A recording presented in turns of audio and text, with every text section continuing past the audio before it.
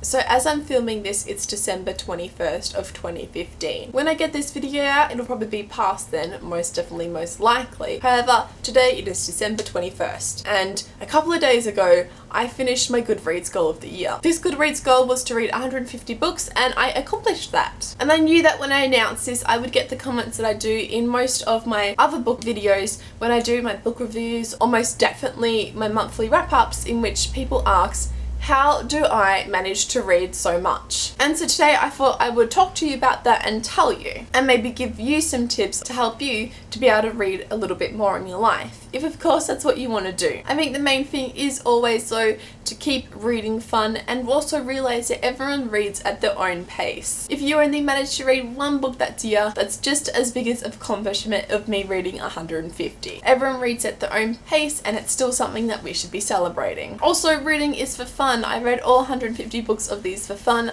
I didn't rush myself through any of them. It's not good if you're just going to be rushing through books. Like, you want to be able to enjoy them. But yeah, now that we've talked about that, let's get on to how I read 150 books this year. Ever since I remember, I've always made a time of my day in which I read. And that is after I have a shower, right before I go to bed. I will read for at least half an hour, but most likely, realistically, an hour and a half, really depending on how I'm feeling that night and what time of night it is. So my first tip is to make a time of the day each day to read. It doesn't have to be nighttime, it can be first thing you get up in the morning, with lunch, whenever you have a spare moment of the day. Just make a time every day and stick to it of when you'll be reading. Try and say maybe at least you'll read for 15 minutes every day. It might be hard at first, but trust me, soon you'll be coming into a habit and you won't be able to go on about your day until you've known you've done that thing. I can't fall asleep unless I've read something now. So 99% of my reading is actually done in those allocated times. Then I hear people saying I don't have time to allocate myself a time of every day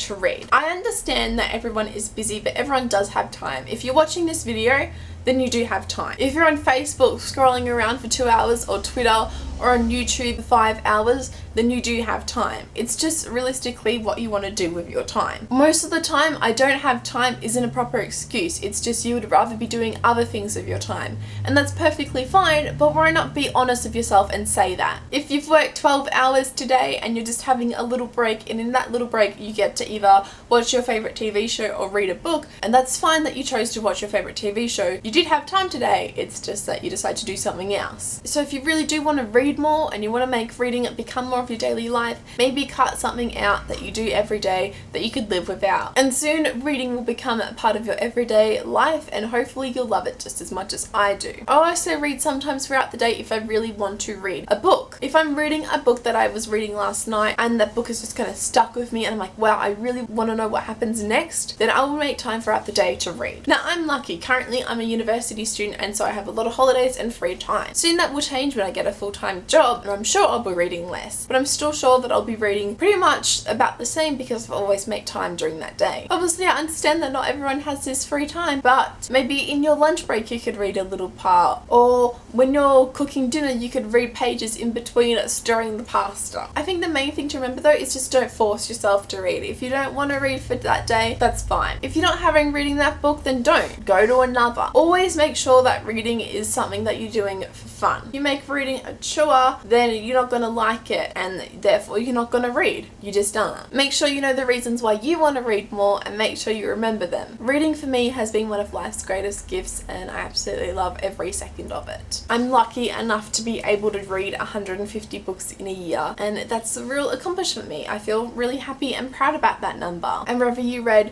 1 or 10 or 20 or 50 or 300 books this year, just know that I am proud of you and that you should be proud of yourself too, because that's an accomplishment. And if after this video you only make time for yourself to read maybe once a week, like every Saturday from 4 to 5 p.m. you're going to be reading in that time, then that makes me super happy. The most important thing to know is to do whatever suits you and what will work best for you, and then try and stick with that. Also remember that everyone reads at their own, as I said, pace, and so I might be able to read 2 pages in the time that it takes you to read 1, and that's completely fine. Some readers are exceptionally faster than others, And that's okay. We need to stop comparing ourselves to other people and just read because we want to read and feel accomplished in the things that we do manage to achieve. So yeah, let me know in the comments below how many books you managed to read this year. Like this video if it was helpful or you found it interesting. Subscribe if you'd like to see more book related videos from me, and I'll see you next time. Okay, happy reading!